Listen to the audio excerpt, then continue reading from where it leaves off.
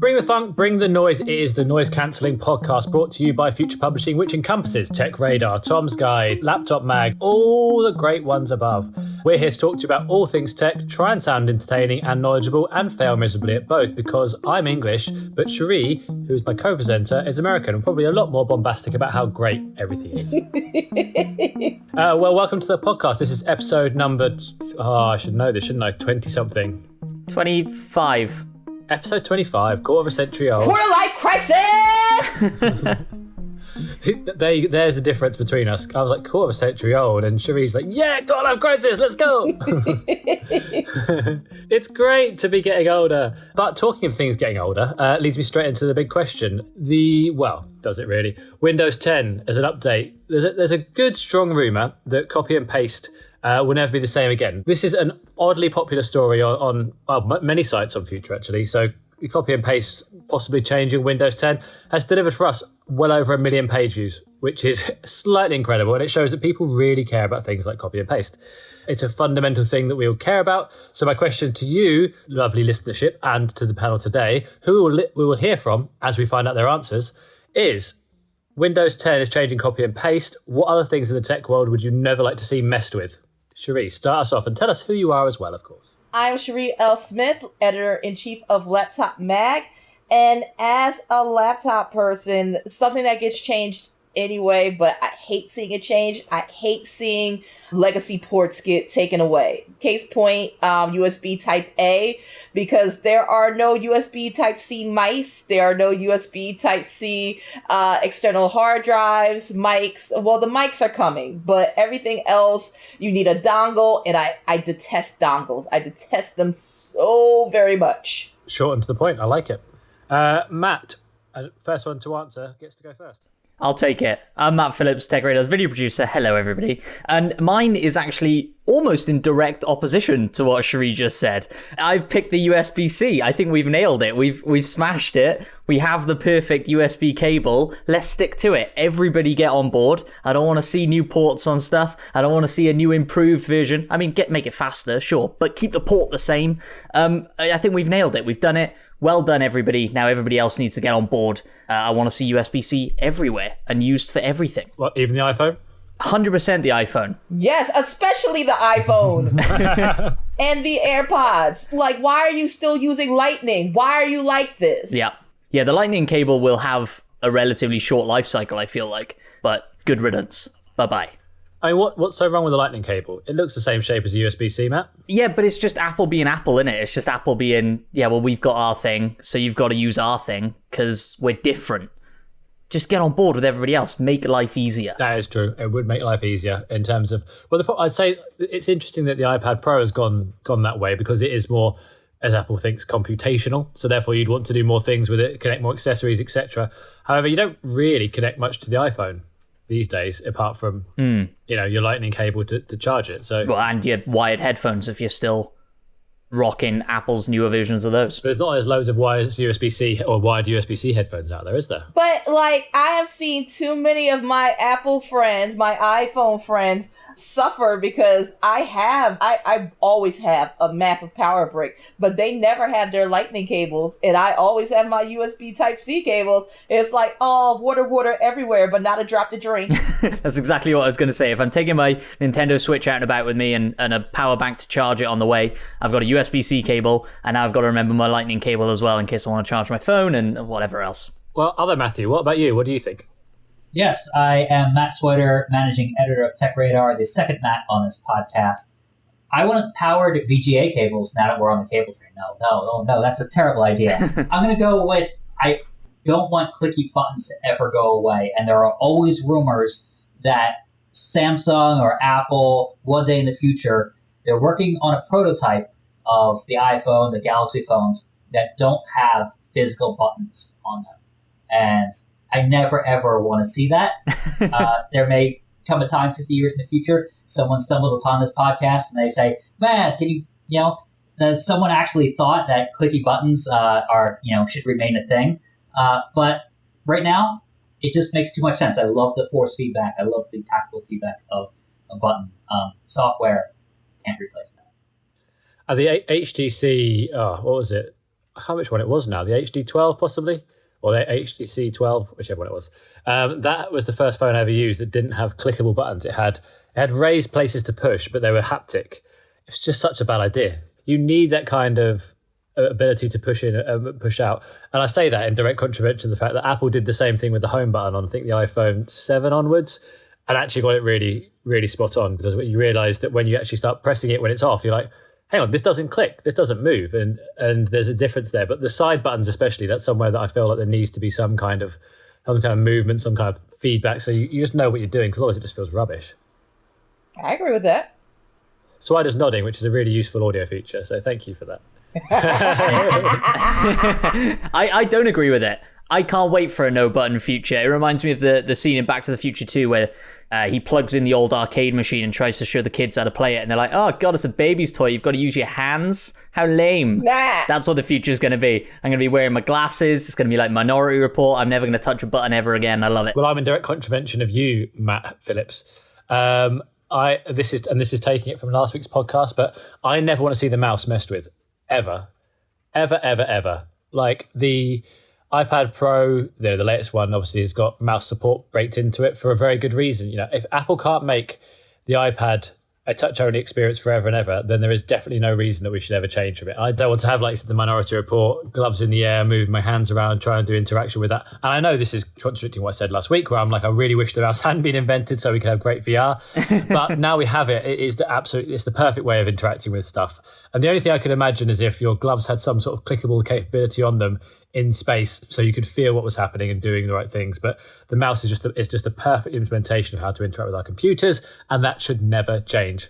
But in terms of the points, I think it has to go to Matt Swider. I think it's one of those things, a lot like the headphone jack, which was my backup option, but we went down too far, a porty cable chat, so I didn't want to go too far with that. But it's one of those things where no one really wants to get rid of buttons. No one wanted to get rid of the headphone jack. I still don't really believe it was taking up that much space. I don't either. I think it was a poor decision. We could have held on for longer as well. I feel like, maybe wireless headphones are going to become the future, but we didn't need to speed up. But Gareth, you need to buy some Samsung Galaxy Live earbuds. That's the pitch right there. No, I mean, I love wireless earbuds. I truly love them. Like, I love having wireless headphones. But I think as a world, I still don't think it's the most useful thing. There are times when you sort of, like, every so often I'll dig out a pair of headphones. I'm like, I've got no idea where the dongle is for my iPhone. And yeah, I've been living with it for a while. But there are a lot of people out there who still have headphones that are now just obsolete, or they have, a nostalgia, a desire to use those. And they shouldn't be nostalgic. They're still perfectly serviceable bits of tech. They're not obsolete. It's not like a CD where there's something better's come along. Wireless earbuds are just different. They don't sound better or anything like that. They have a battery life. So anyway, but the point is that mice are great. But the idea of a buttonless phone, I think, is still coming a little bit too soon. And I'll be interested to see as and when it turns up. So well done, Swider.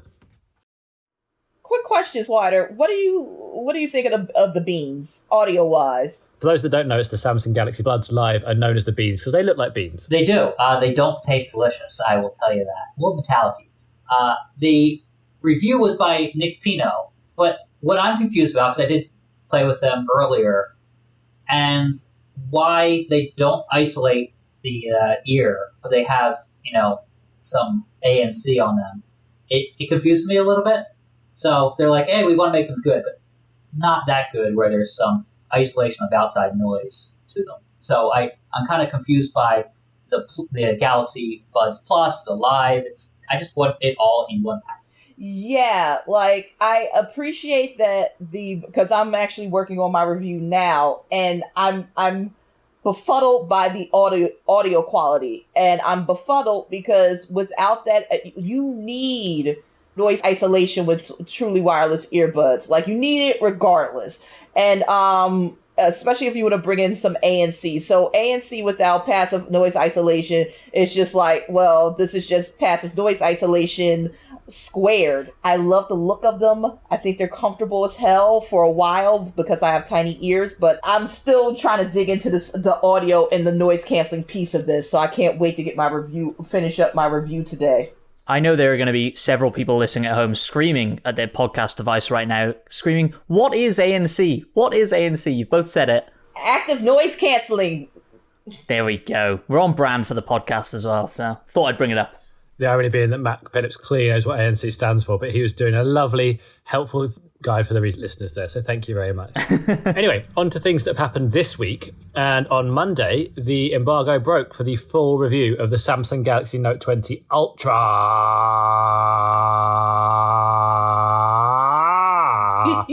And I'm having a little wave monitor in front of me, and I made a big shape. Matt Swider, you reviewed this one for us. You had a good couple of weeks with it. What did you think? Is it a good phone? Because it costs, I'm going to spoil it for everybody, $1,299. Yeah, expensive, but a very, very good phone.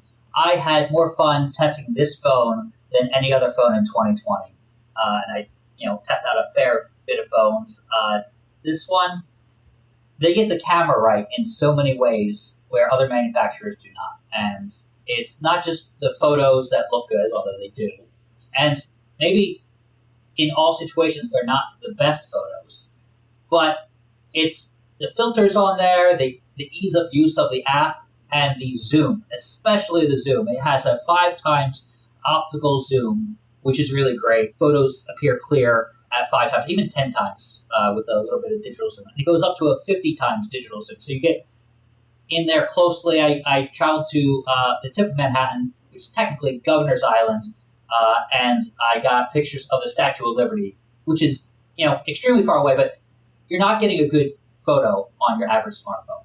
This is not your average smartphone, as you mentioned the price, but it definitely is at the top end when you come to look at the camera, the horsepower on there, and then it has the S Pen. So all around, I call it Samsung's everything phone, and it just throws all the features at you that you could possibly want. Everything except really fast wireless charging, which they backed off of. It doesn't have 45 wireless charging.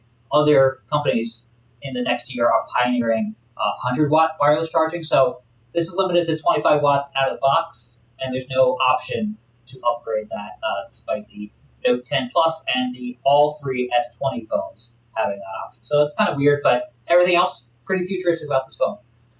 I don't understand particularly what it is that really sets this apart from the Note 10 Plus. What is it, the key upgrades for it? People said the exact same things about the Note 10 Plus last year.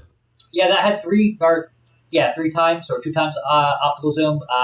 It's been a whole year since I've used that phone. But what differentiates 5 times the optical zoom from everything else out there is the fact that I feel like I was testing out next to the iPhone 11 Plus or iPhone 11 Pro Max, and when I zoomed into the Statue of Liberty on the iPhone, I felt like the 2 times optical zoom was merely cropping the border a little bit.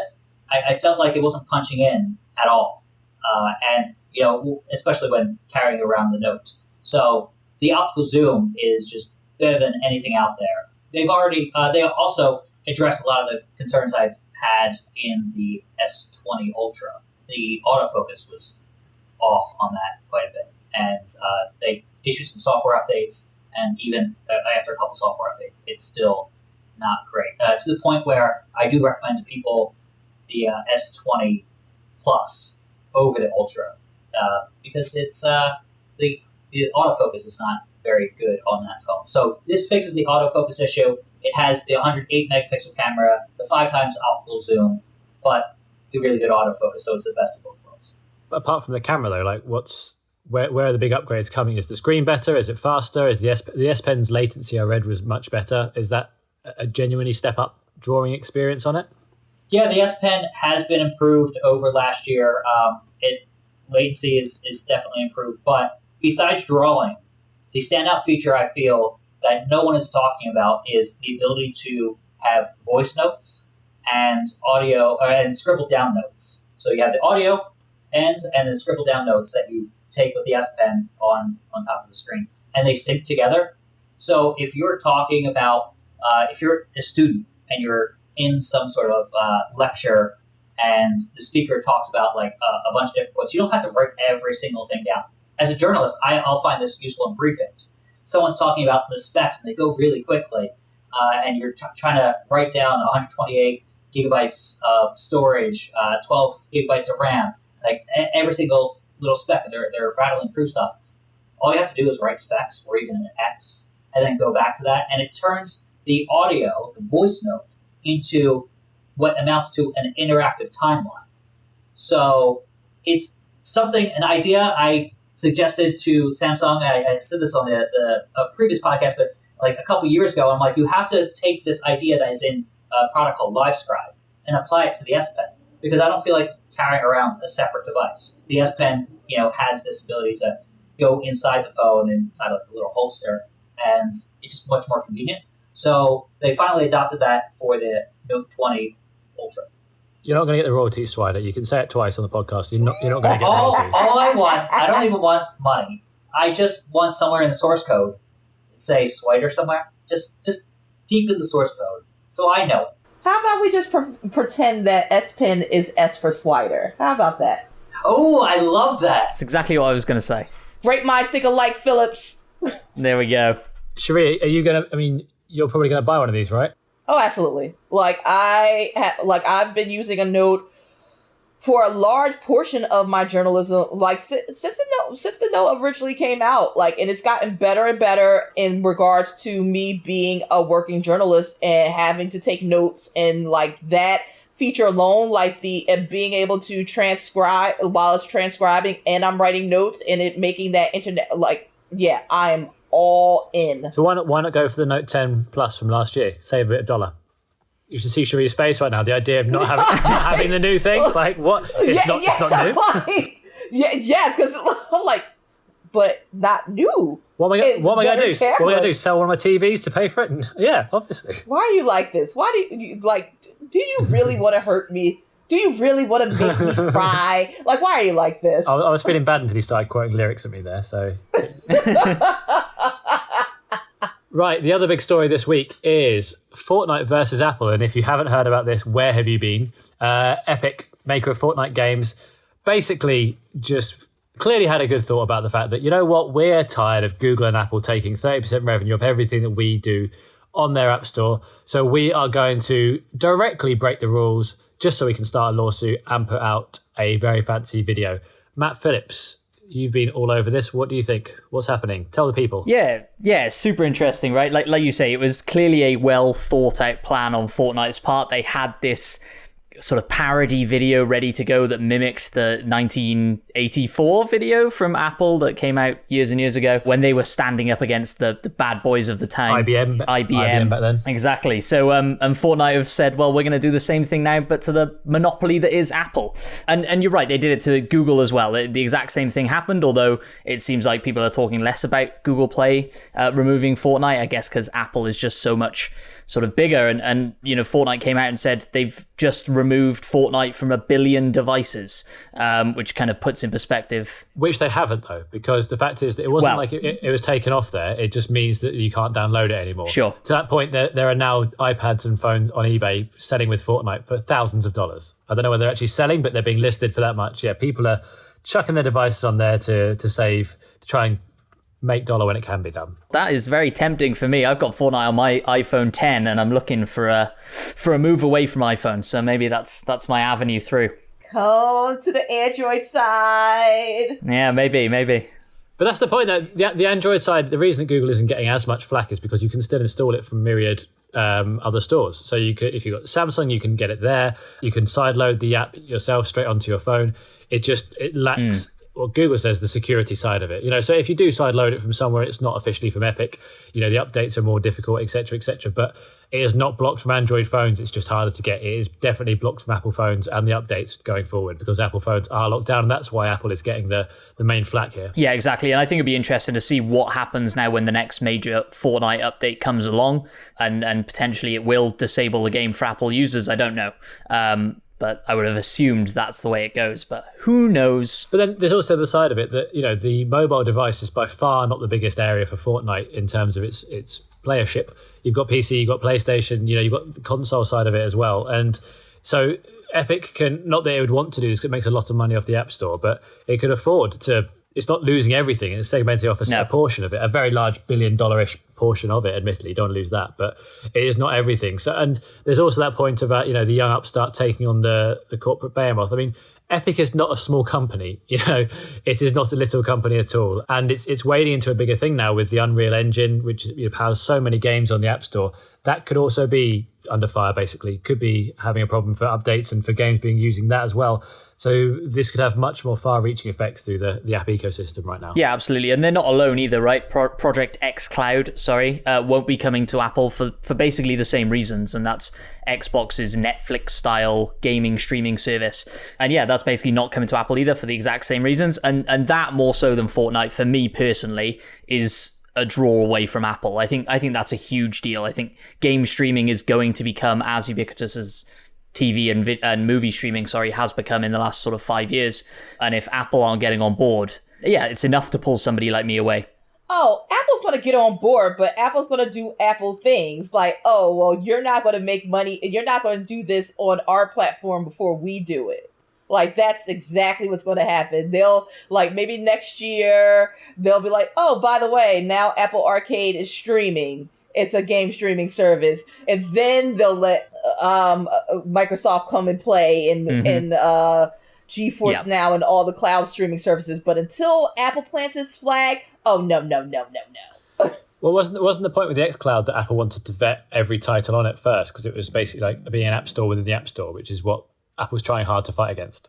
It kind of felt like to me they were trying to find a rule that they'd written down somewhere that allowed them to say no to Xbox, right? And they were trying to find this kind of, oh no, look, it's written down over here that we need this very specific thing from you that you're definitely not going to sort of get behind because of the work involved. So yeah, that's what they said. Yep. But who knows if that's the case. Yep. PlayStation also said, oh, we can't allow crossplay because of the children that play on our console and we have to look after the children and protect the children. Whereas really, they just Won't someone think of the children? They have more PlayStations than Xbox. You mean those children that are saying these foul-mouthed things to me when I'm playing in chat? It basically made me not stop playing in chat unless it's with people I know. Those children? Yeah, okay. They need protecting. Right, Sherri, what's been going on in the world of laptop stuff? I mean, obviously, Big Sur is the number one thing that's happening in the world of Mac world. You love Macs, right? Yes. I use one for work. I'm a gamer, so it doesn't make sense for me to use it in my personal life. So I use it for work. Big Sur is in public beta right now, so if you want to try it out, you are more than welcome to download it. There are a ton of changes that are going on, like redesigned icons, like just the design piece of it. It's just gorgeous. So when it took about, I think it took me with my internet about an hour to get it all downloaded, and it's just the opening screen, the home screen is so much more colorful than what you had or Catalina or Mountain Lion and the rest of them. It's just like this vibrant watercolor feel. They've introduced widgets, so it's very much a lot of people were calling it this. I can't remember who started the phrase, but the iPadification of the MacBook. So it's very tablet-like or smartphone-like in its operation. Like the widgets are customizable, icons are rounded and easy to use, and even the notifications have gotten a nice little tweak, and it's just nicer presentation, and it's still easy to use. Even Safari got a bump up, which I typically don't use Safari unless I'm doing tech support showdown work where I'm going undercover and I have all my secret aliases and Twitters and Facebooks going.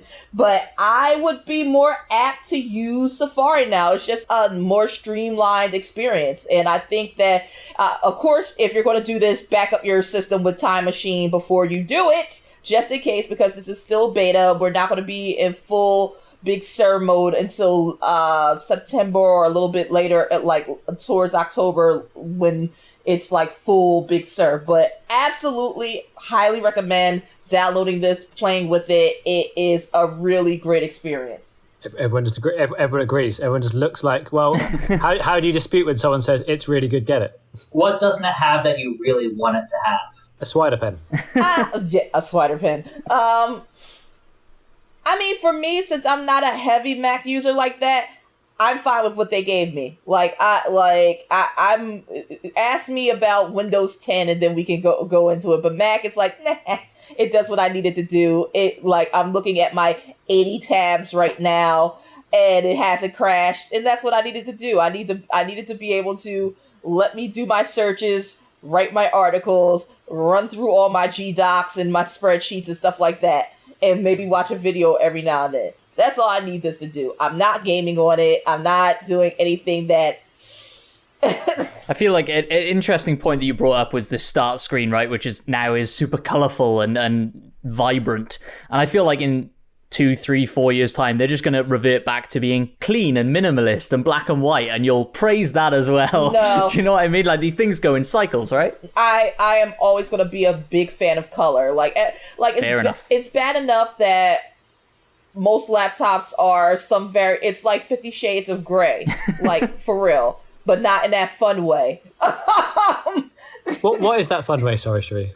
I mean, that's a different podcast. Yes, if I answer that question, it will no longer be PG-13. So, but if I can't have the color that I want in my exterior of my laptop, I definitely want it on my interior. And I'm glad that Apple leaned into that. It was like, color. I'm like, yeah.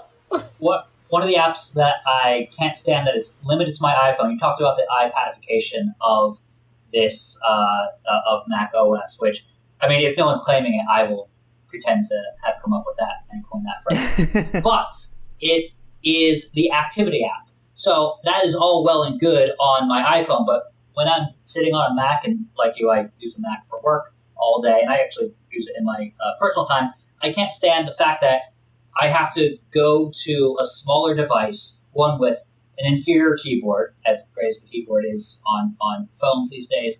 I have a keyboard right in front of me, and it's the one thing I appreciate about iMessage. I can do it on an iPad, I can do that on a Mac, I can do it on an iPhone. But I can't look up the activity that I just completed and see graphs on a big screen.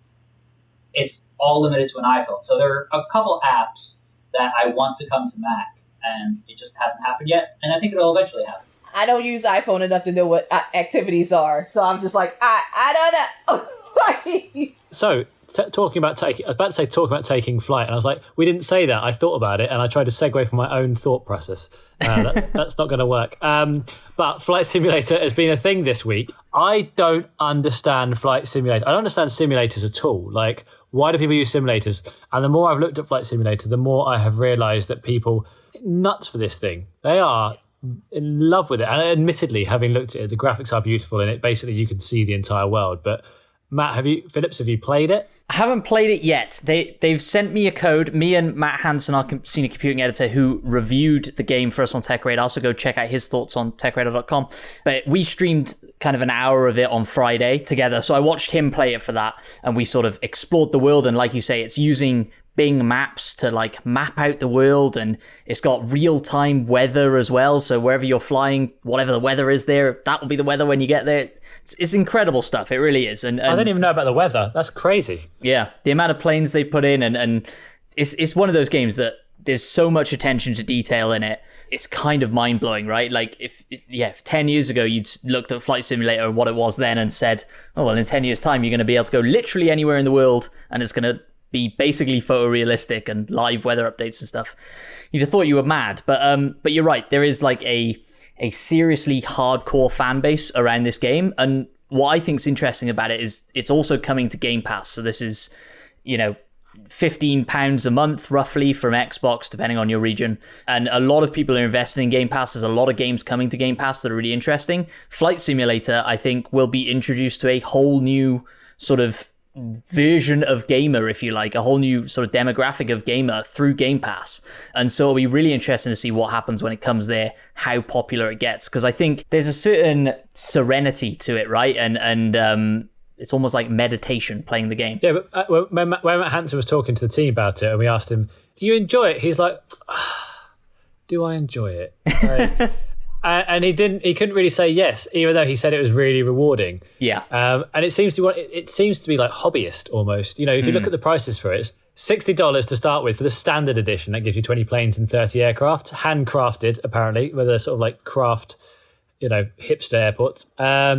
Deluxe edition for $90 with 5 more planes and 5 more, I assume, handcrafted airports. And then there's the premium deluxe, weird name, that adds 10 additional planes and 10 more airports, as well as all the extras that came with the previous versions. That's $120. And I'm thinking, to do what? To just fly around? But like you said, it's just so engaging. Like, you can see the people playing it. It's so engaging. Exactly. Well, I think that is a perfect point for us to take a break. When we come back, we are going to be doing the News Blast with new player Matt Phillips. Done it before, right? No, I haven't, but I'm here to win. Here to win. Oh, snap. It's going to happen some point. And then after that, it's time for the ever-popular Unpopular Opinions. We'll be right back. And we're back. I would like to say I've had a relaxing break. I haven't. I am squished into a very small corner of my bedroom trying to improve the audio of this flipping podcast. I've lost my bottle of water. I've had an unsatisfying sandwich before we started the podcast. I'm still annoyed about it. So let's get on with this, because I want to find out how good Matt Phillips is at the News Blast. And for those that haven't understood, this is the news in 60 seconds. So you've got 60 seconds, Matt, to do as many news stories as possible from the world of tech in the last week. And the only rules are you have to tell us the title of what's happened and give a very brief summary so we understand it. You will be judged if you don't get the right level of meaning across. Sherri, can you do the time, because I haven't got my phone to hand? Yep, let me cue it up. Let me do my vocal warm-ups. Yeah, do that. Memo. 3, 2, 1, go.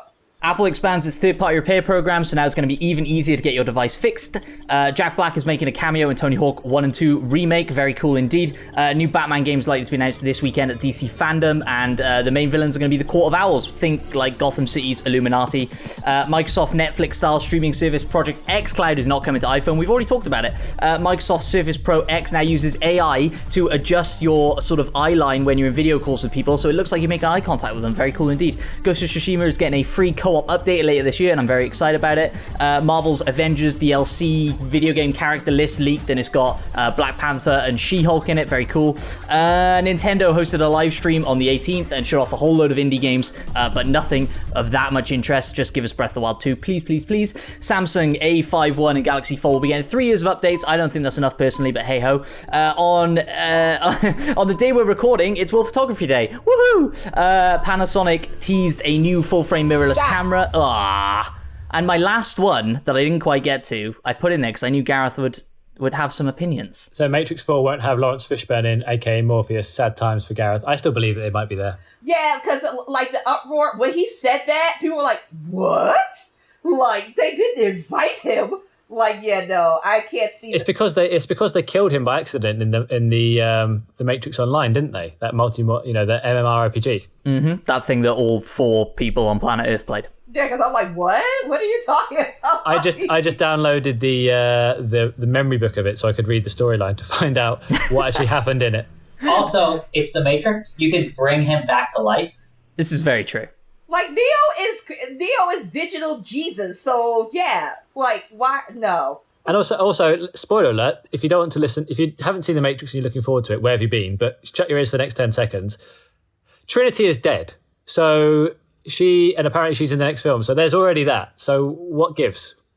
Anyway? So I'm hopeful this is just a clever ruse. Anyway, I'm not sure. I feel like you got to the 11th story, but I don't know if you managed to get enough of it out. Fair enough. I'll take 10. But doesn't that put me in like second place? Yeah, great. Yeah. Yeah, I'm fine with that. I'll take it. Who's in first place? I don't know. Surprise, surprise. Gareth, the man who invented the game and went first. Yeah, off the bat, straight away, unassailable. Also, he got 11, and now he's trying to make out that I didn't quite get my 11th in the right time. Do you know what I mean? Right, okay, it's time for everyone's favourite section, not baiting Gareth. Sherri, what is it? Unpopular opinions, let your hate unfurl. I forgot what we're hating on. Oh, yeah. iOS 14 does suck. Let's talk about unpopular opinions.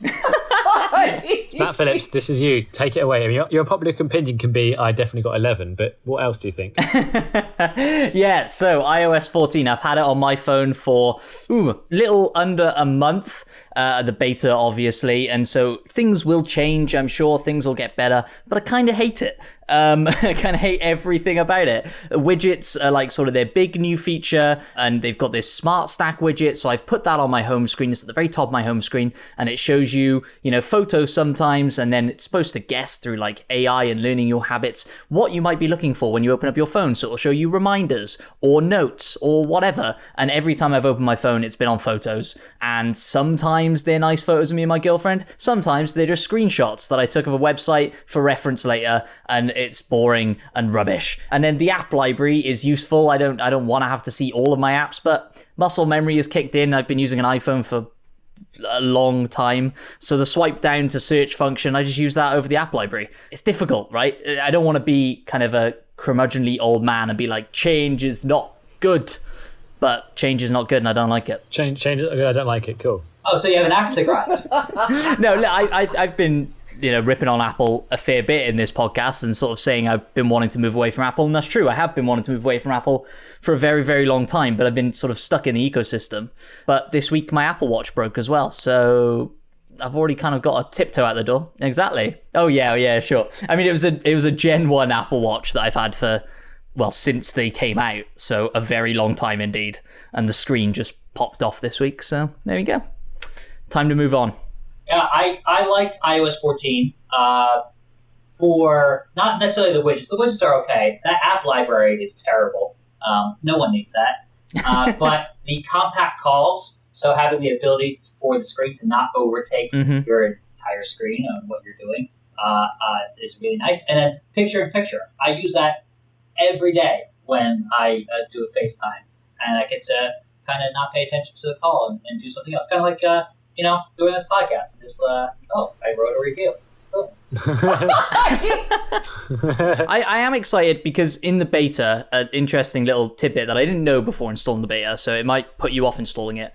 You can't use financial apps with it, so no banking apps and stuff, because it thinks your phone is jailbroken, which is kind of a big deal for a lot of people. So that is very useful. I do have financial apps that I use. There we go. So don't get the beta, wait for the full release. So I'm looking forward to the full release because I'll get my banking apps back and I'll be able to see that I have no money, which would be great. That's actually a really good thing for people, because I've been meaning to download the iOS 14 beta just to see what it's like. And people say don't put it on your main device for, it could break it, security. I'm like, blah, be fine. I'm sure. Yep. It wouldn't put out something that's terrible, right? But those are the kind of small things that you're like, oh, and then you wouldn't have anyone to blame but yourself, because the warnings are there. Like, this won't be finished, so this is at your own risk. And it's important to, and especially in this day and age where you think, well, I'll be looked after by the big companies, surely. But no, not everything works. Yeah, the way I found that out was I did a little video for TechRadar that was how to install the beta, and my dad rang me quite angrily a couple of hours after that video went live and says, I've updated and now I can't use any of my banking apps. What the hell's going on? So I had to go through the process of reverting back with him, and that was even more of a nightmare. So moral of the story, wait for the full release, but also don't get very excited about iOS 14 because it's not that great. I like Gareth's intention by, the end of the week to have iOS 14 beta, and probably I'm predicting a Slack message. Hey, do we have an article about how to roll back to iOS 13? We definitely need that.